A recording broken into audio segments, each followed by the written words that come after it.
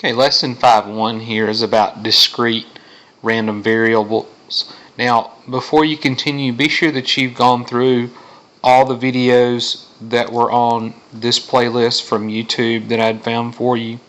These guys did a much better job of especially trying to, help you out with what a discrete random variable is. I wasn't really up on these. I didn't really have any experience with these, and so that's why I went with these videos.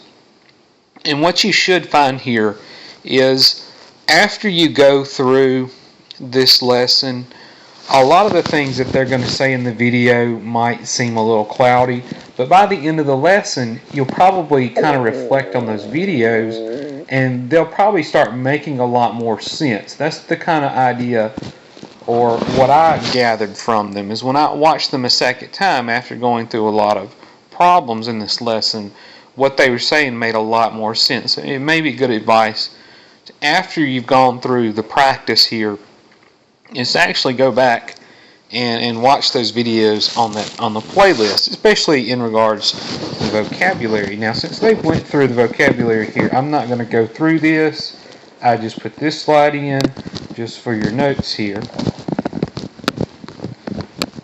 So let's actually move on to some examples here of what you're going to have to do. So now these are a little puzzling, I could think, for some of you. We're going to look at, what would be discrete versus continuous if we were talking about a random variable here. Now, one of the things that we want to say about discrete here is that it's countable. And the thing about it being discrete in that we can count it here, what kind of separates that from continuous here is, I want you to think about continuous this way on a number line. I'm just going to pick like two random numbers like 50 and 51. Okay, one thing that you really need to understand here is there's an infinite amount of numbers in between 50 and 51. Because I could go to the next number here as far as a decimal, 50.1, but then I could have 50.11 or 50.111, and I could go forever there. So if we have a number like that where it could be an infinite amount of possibilities between two numbers, then that would be a continuous variable. Okay, so let's look at some of these. Let's start off with the first one here. It says the amount of water in gallons used daily in a home. Okay, so I'm not really sure how many gallons of water that a home uses in a day, but let's say it's like between 50 and 51. Of course, it could be a lot of other numbers, but my point is here is we couldn't really count all the possibilities that fell in between 50 and 51. So therefore, since it's not really countable, then this one would be continuous. Okay, now the next one is a little bit easier here. The number of words in your textbook. Well, the thing about the number of words is it's going to be a nice whole number. And so you can actually count, although I wouldn't want to, you can count the number of words in a textbook. So this would definitely here be discrete. Now the next one says the weight of 89 newborn babies at a local hospital. Again, we get this idea of kind of like this number line. Okay, let's say, normally a baby is somewhere in between 7 and 8 pounds. I know there's a lot more possibilities there, but then again, there is an infinite amount of number between 7 and 8. So there's no way here that we could possibly count every weight here, but just between 7 and 8, not to mention the other numbers. So that means, again, that this would be, like that first one here, it would be a continuous one. Now the next one, I have to admit, I believe I got this one wrong. It says the selling prices of 131 randomly selected homes. So when I first did it, I got it wrong. And I was trying to use the reasoning, again, kind of like I did on this number line. But let's think about this. Let's just come up with like two random numbers. Let's say that they're like really cheap houses. And one of them is $100 and one of them is $101. Okay, now here's the thing. If we're talking about a selling price, we're talking about money. So in money, what makes this one discrete right here is that in money we only go to two decimal places. So even though, you know, I could go $100 and 1 cent. It's not going to go past there, so the next one will be $100 and 2 cents. And so I could actually, even though I wouldn't want to, I could actually count all the cents here that were between two numbers. So because it's a selling price, again, because it's going to only go to two decimals, that's going to make it countable. So that means that that would be discrete. Now the next one says the percentage of correct questions on a test for your statistics class. There again, we could look at two numbers, say 81 and 82. Between these two, well, you know, with a percentage, it could have, you know, infinitely amount of decimals in between 81 and 82. And what we're assuming here is that we're not rounding off to something. I think I'd actually got this one wrong because I was thinking, well, you know, if you're getting a test score, you have to round it usually to the nearest whole number. Well, they're not assuming that. Okay, so the idea is, again, there's an infinite amount of numbers here that you cannot count, and so therefore this one would be continuous. Now, just to give you another example of this one, if we were just looking for, say, the number of correct questions,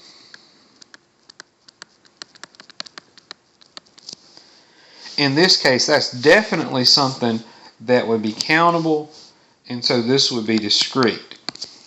Okay?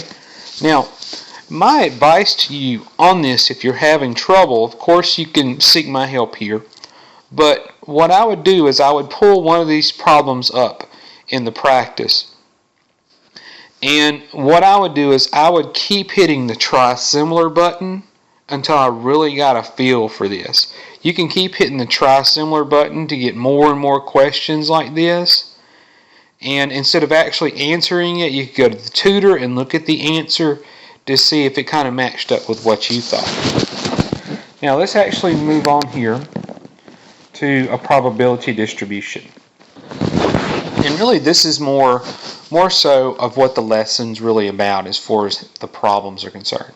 So this is a model which describes a specific kind of random process. It can be a table or a formula that lists the probabilities for each outcome of the random variable x. So notice there it is in a capital letter. Now you'll have some questions here that will ask if what you have is a probability distribution. The main thing that you have to do to answer these two questions is just to look at these two characteristics. The sum of all the probabilities must equal 1, and the probability of any value has to be in between 0 and 1 inclusively. So what you'll have is you'll have some of them here where you may have, of course you have x, and then that probability of x is equal to x. And so down here, your probabilities, like for instance if I did this, they must add up here to be 1. Okay? And so what's wrong with some of them is you need to take a calculator and check, and they might not add up to be 1.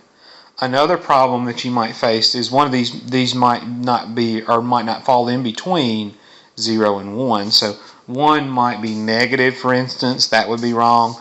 Or 1 might be like 1.6 instead of 0.6. I don't really have any examples for you to go through there. Those are pretty simple.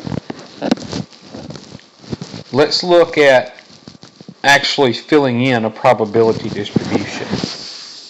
Okay, so let's try to understand here what, especially the idea of the capital letter versus the lowercase letter.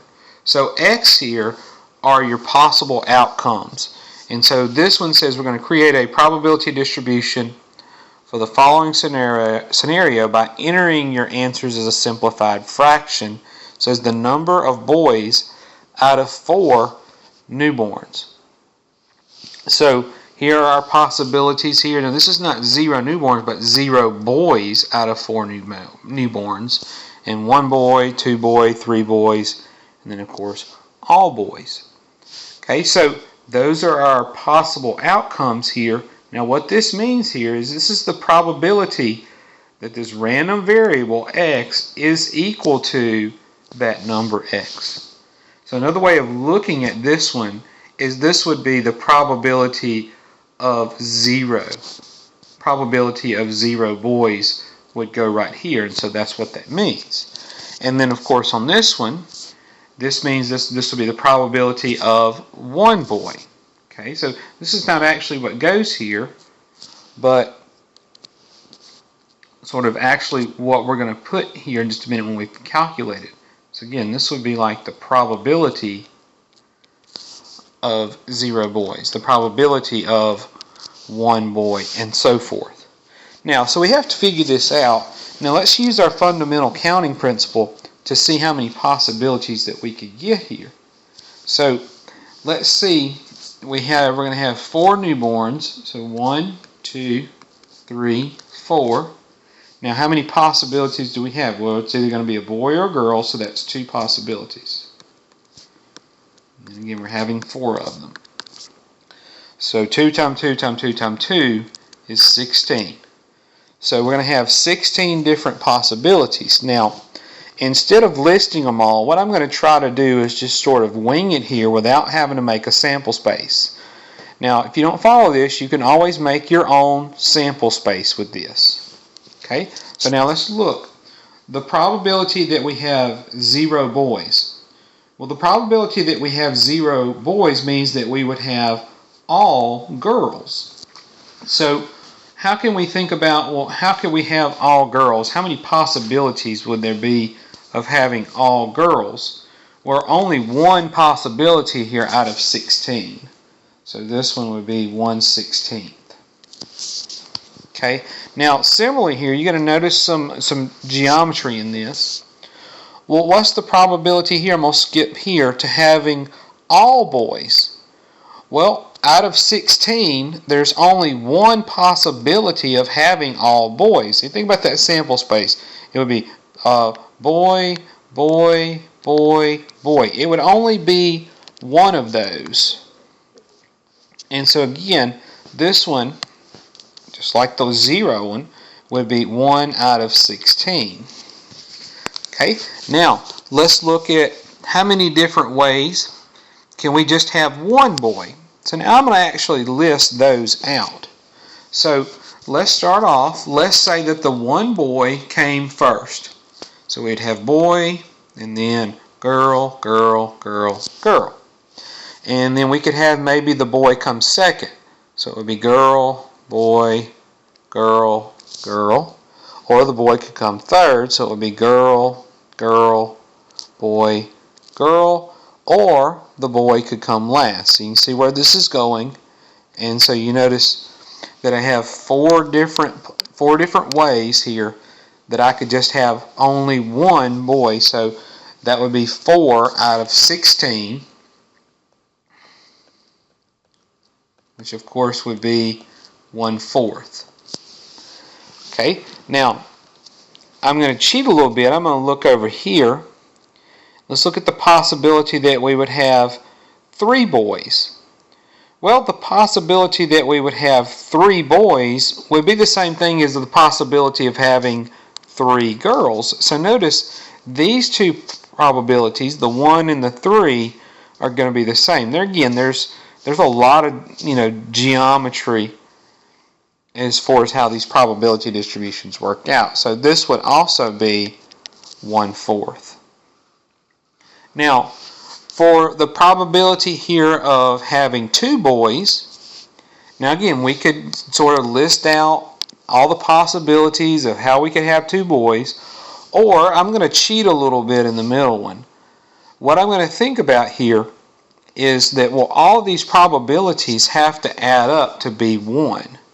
So I'm going to add all these probabilities together and subtract them from 1 to get the probability of having 2 boys. So let's say we've got 1/16 and 1/16, which would be 2/16, which is 1/8. Okay, and I have here 1/4 plus 1/4, which would be 2/4, which would be a half. Okay, so let's see how much we have so far here. So 1/8 and 1/2. So now I'm going to think of this as 1/8 plus 4/8 would be 5/8. And so now I'm going to subtract that from 1. So 1 minus 5/8 here would be 3/8. So that means the middle possibility here has to be 3/8. Okay, so now I filled in that possibility. Now, there again, if you didn't like all the shortcuts, everybody should know to this point that you should have 16 possibilities. You could list out the 16 possibilities to find that. And then again, I was just doing it as more of a shortcut. But there again, the idea of filling in the probability distribution is to find the probability of x being 0, so the probability of 0 boys, the probability of 1 boy, and then so forth. Now, let's look at, again, reading a probability distribution. So again, we have x values here that go from 5 through 9. And so this 0.2 means, well, this is the probability that this variable is 5, or the probability is 0.2. Probability that I'm getting a 6 is also 0.2. The probability that I'm getting a 7 is 0.3. So I hope by now here that you've sort of got the idea of how to read a probability distribution. Now let's see if we can answer these 2 questions from it. These are actually kind of simple. It says, enter the value of the probability of x being less than or equal to 8. Okay, so here we have 8, and so all we have to do is not the probability that we are 8, so it's not 0.1, but it's less than or equal to 0.8. So it would actually be 0.1, 0.3, 0.2, and 0.2. We take all those and add them together. So we have 0.1 plus 0.3 plus 0.2 plus 0.2, which gives us 0.8 there for our probability of x being less than or equal to 8. Another way to look at that is you could have looked and seen, well, this was 0.2 and it has to add it to 1, so that meant that all 4 of those had to be 0.8. That would have been a shortcut. The next one says the probability that we are greater than 7. Notice it says greater than 7 and not greater than or equal to 7. So that would just be the probability of being 8 or 9. So we would just take 0.1 and add 0.2, and so that would just give me 0.3. Okay, those are fairly simple questions there. All you have to do is look at them and basically add your probabilities together in your distribution. Now, let's look at what's called here our expected value. Okay, so the formula for the expected value is a little bit intimidating. Let's look at the definition first. It says the expected value of a random variable x is the mean of the random variable x. It is denoted e of x and is given by computing the following expression. So there's our formula that we'll talk about. Now, before we get into the formula there, I was kind of ahead of myself. Let's notice that really the expected value is the mean. Okay, so it is actually the average. Now, the thing about it here is we don't have actual data to get the mean. So what it's saying here is we can get the mean without having all the data, but instead we could have the probability distribution to figure out what the mean is without having any actual data points. And I think one of the videos actually sort of pointed that out, and it didn't really make sense when I was listening to it at the time, but again, after I've kind of reflected about all of this, it's kind of coming together and it's making a lot of sense to me. So notice in the notation here, e of x, of course, for the expected value is equal to this, and remember, this is the population mean. That's the symbol for the population mean. Now, this is, remember the sigma notation, this is the sum of, and so I'm going to take the individual x sub i's, so that would be 5, 6, 7, 8, and 9, and I'm going to multiply it by p of x equal x sub I. So basically all this is doing is it's taking the sum, that means we're going to add them all together, of x times p of x equal x. So it was just 5 times this number plus 6 times this number plus 7 times this number, and then so forth. Okay, so when you really look at this, you can just really look at the formula one time and just figure out the pattern. Okay, so if I'm going to find the expected value, I'm just going to say 5 times 0.2 plus 6 times 0.2 plus 7 times 0.3 plus 8 times 0.1 plus 9 times 0.2.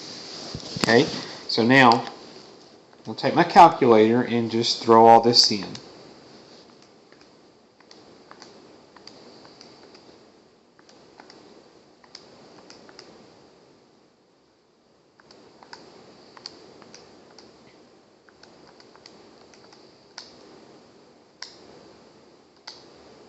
Okay, so I'm getting here, this is about 5.9. That doesn't seem right. I'm going to double check my numbers again. I punched in my calculator.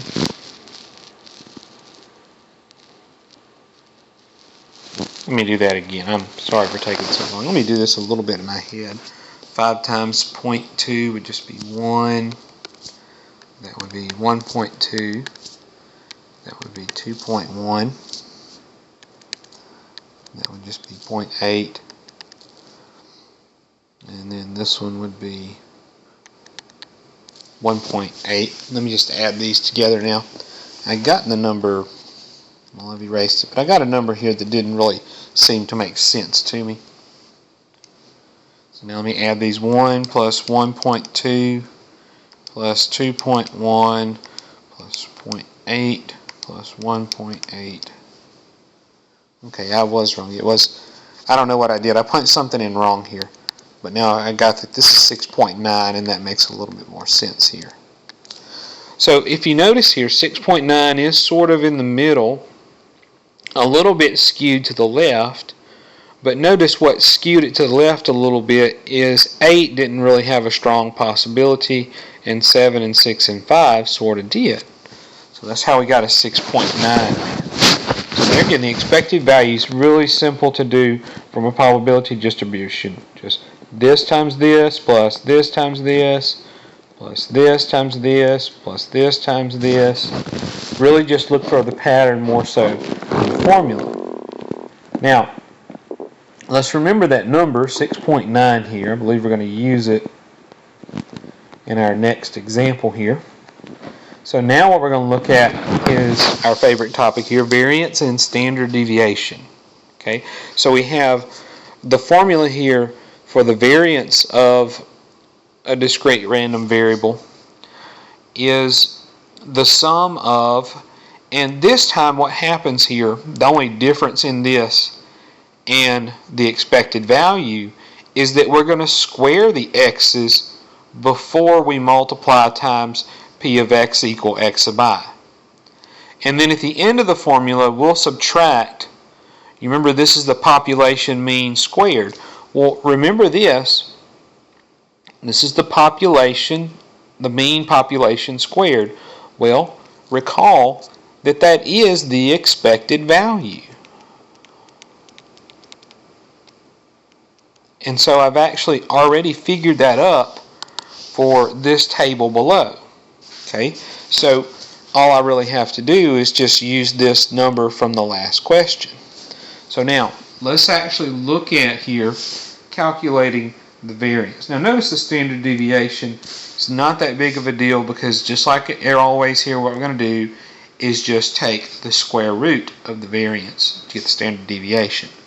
So now, we're going to do the sum of the x's squared times p of x equal x. So instead of this time, like with expected value, instead of saying 5 times 0.2, we're going to say 5 squared times 0.2. So now let me start writing all this out. So that would be 25 times 0.2 plus, and now instead of 6 times 0.2, we're going to say 6 squared. So 36 times 0.2 plus, and then 7 squared would be 49. So 49 times 0.3 plus 8 squared is 64 times 0.1 and plus 9 squared, which would be 81 times 0.2. Okay, and so that's the first part of the formula.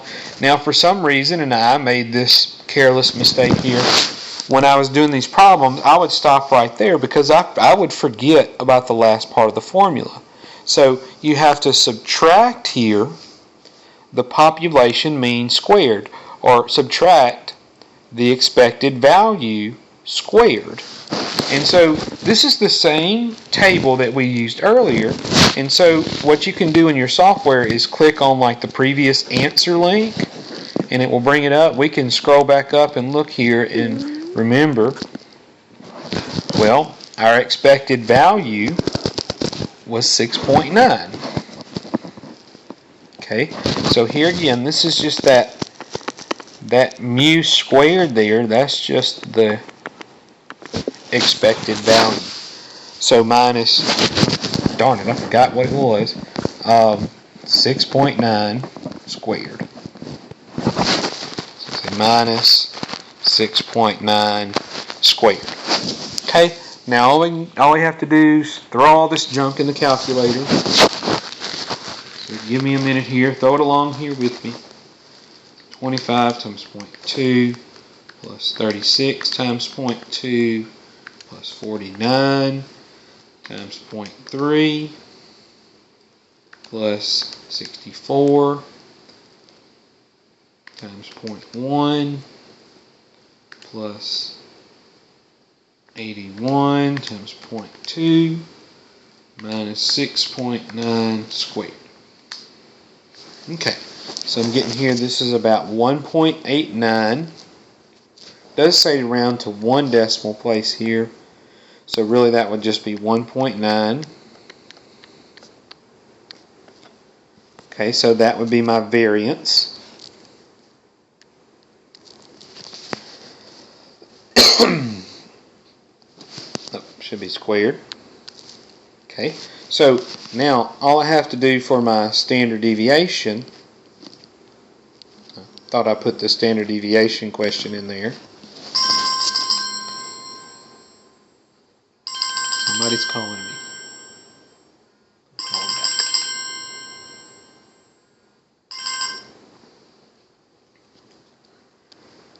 Let's just take the square root here. So square root of 1.9 is about 1.4 there. Okay, understand this would be my answer to that question. What they're going to additionally do is after they ask you for the variance, they'll ask you for the standard deviation there. Now, let's move along here and let's look at some problems that are pretty typical of the ones that you're going to see in the lesson that use the expected value. Now, once you figure out a pattern to these, you won't have to draw a table like I'm doing. I'm drawing the table here so you can sort of make sense of this. Let me read this. This says, throw 2 dice. If the sum of the 2 dice is 5 or more, you will win $11. If not, you pay me $45.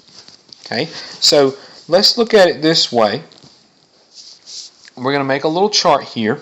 We're going to have X, and then of course P of X, that should be a capital X, equals X.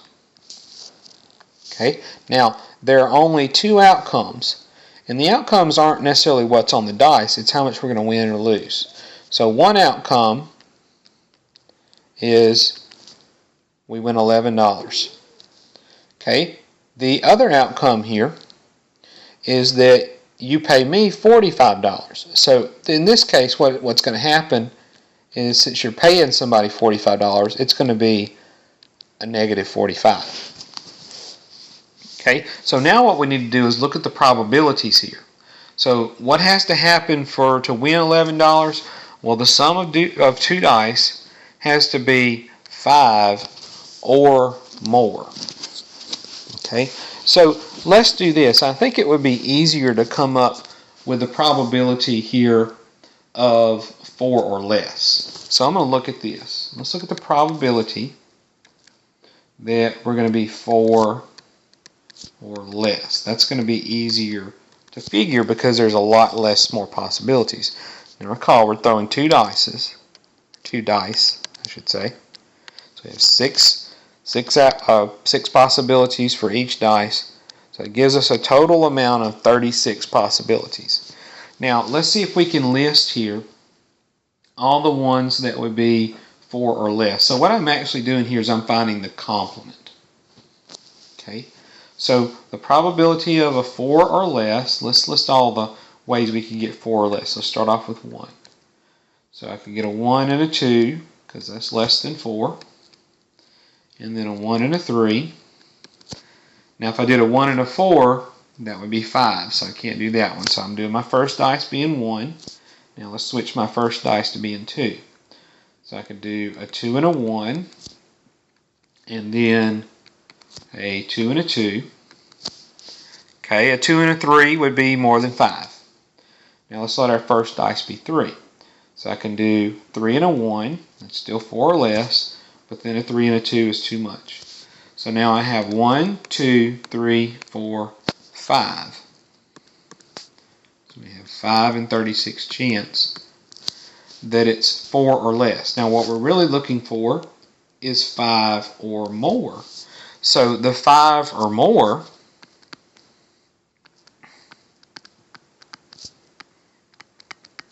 would actually be the complement of that, which would be 31. That was a bad 1 there. Sorry about that.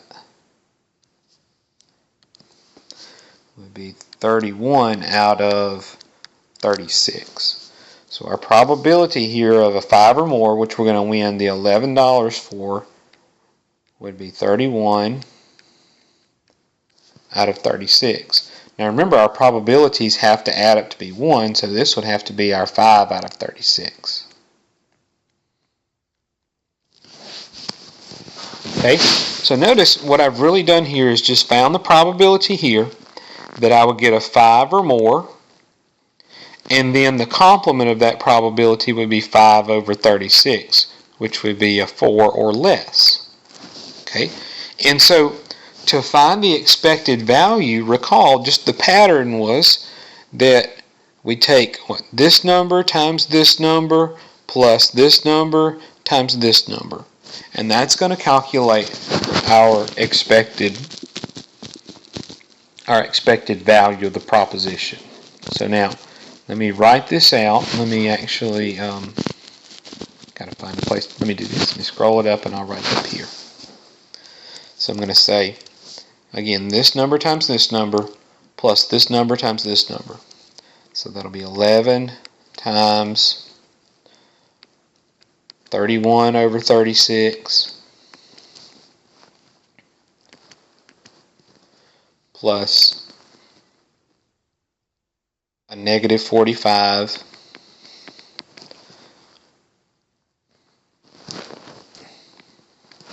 times 5 over 36. Okay, so now let me throw this in my calculator.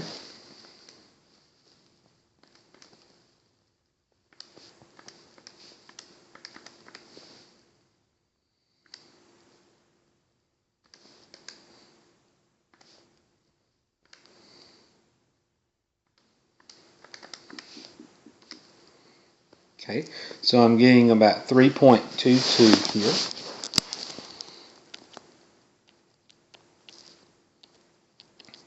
Now, the fact that this is positive means that you're actually going to, over the long haul, you're going to actually win money over the long haul. So it's a pretty good bet to make.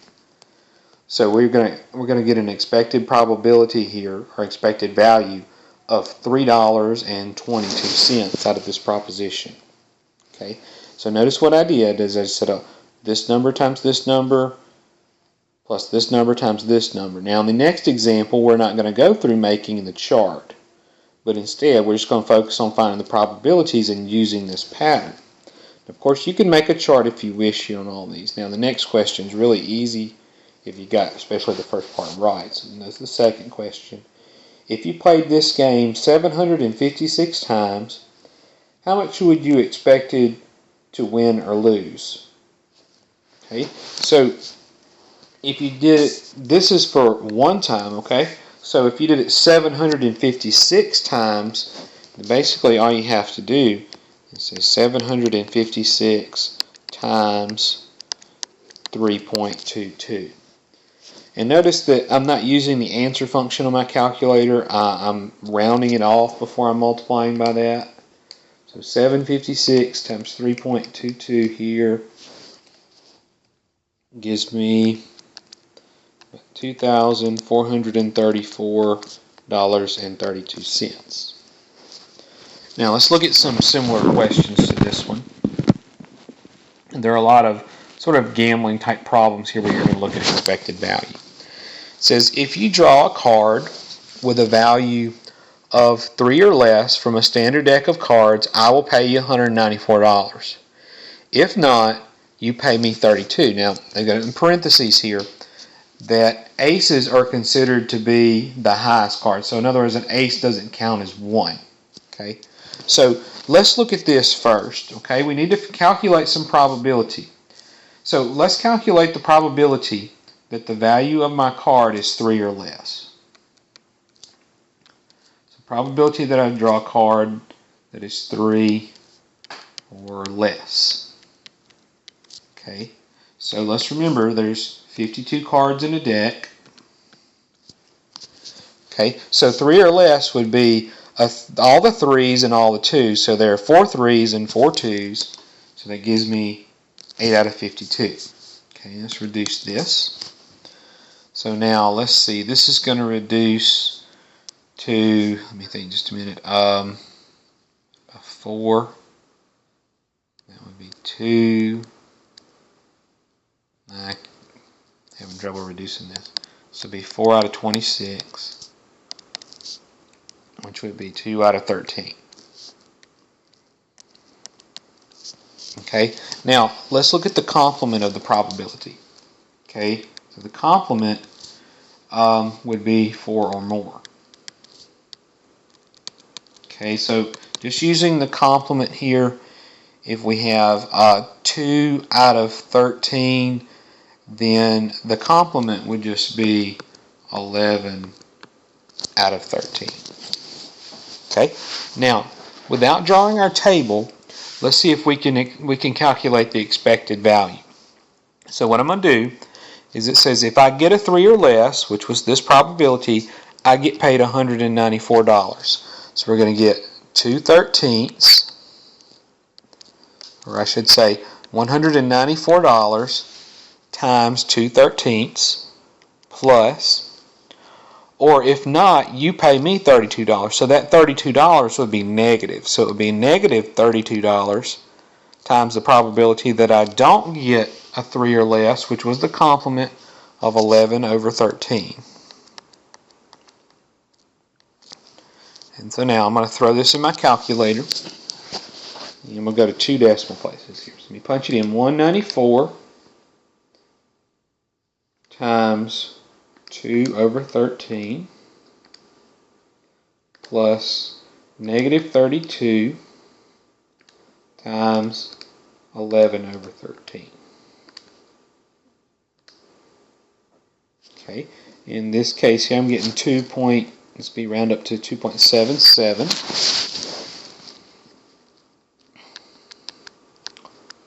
And so that would be the 2 decimal places there. So hopefully you're getting on here to the pattern here where we don't have to draw that probability distribution. Now, the next question is very simple. If you played this game 730 times, how much would you expect to win or lose? So all I have to do is say 730 times the expected value of 2.77.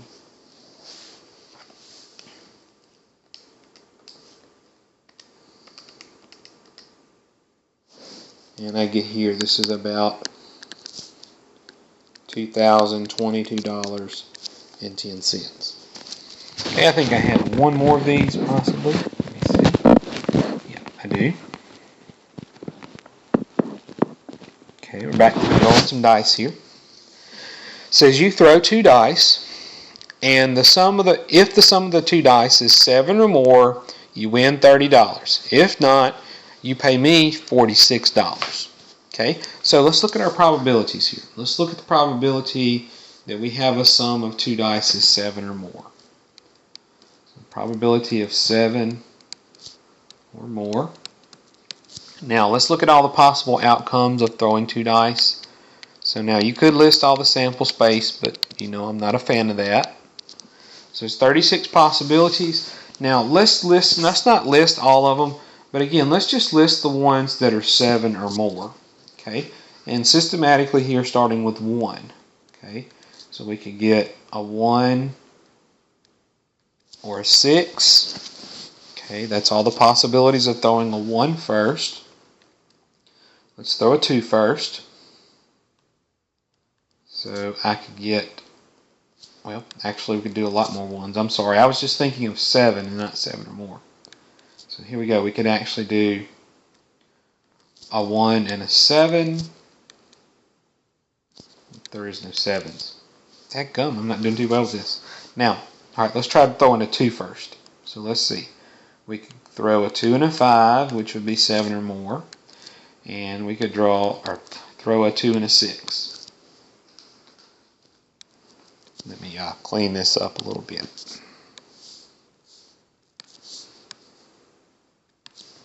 Okay, now let's throw a 3 first. So let's see, we could go throw a 3 and a 4, a 3 and a 5, and a 3 and a 6, which would all be bigger than 7.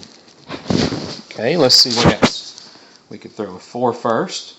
So we could throw a 4 and a 3, a 4 and a 4, a 4 and a 5, and a 4 and a 6. Okay, let's throw a 5 first.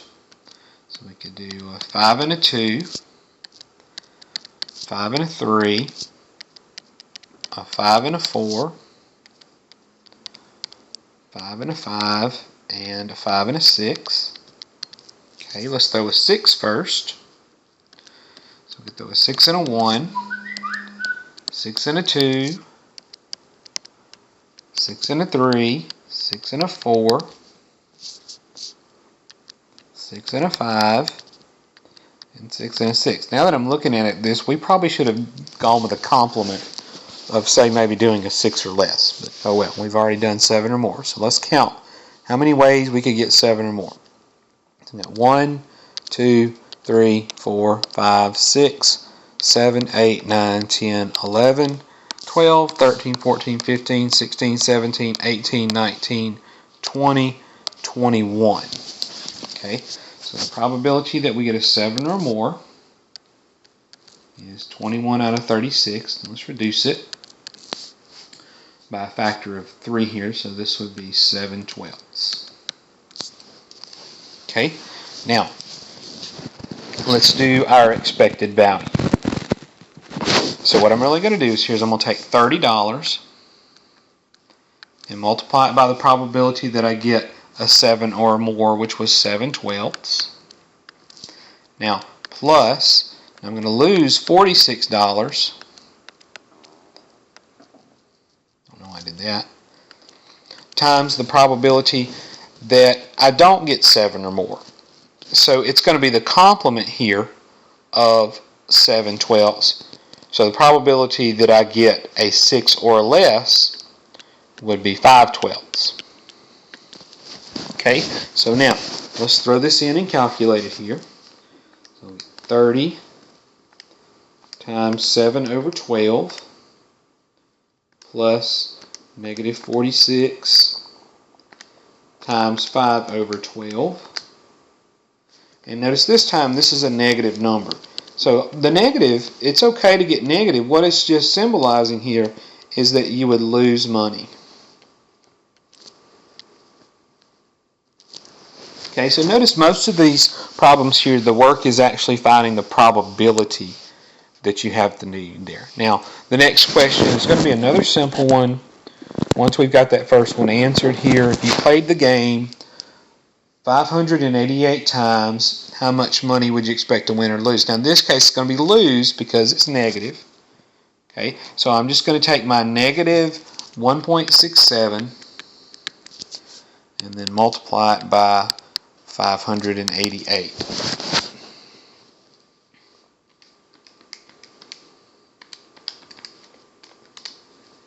Okay, so I'm getting here negative 981.86 here. So if we played that game almost 600 times here, we would lose probably pretty close to $1,000. So you can kind of tell this is probably where you get a lot of gambling and how casinos make money, because their expected probabilities for the gambler are always going to be negative because they're going to win.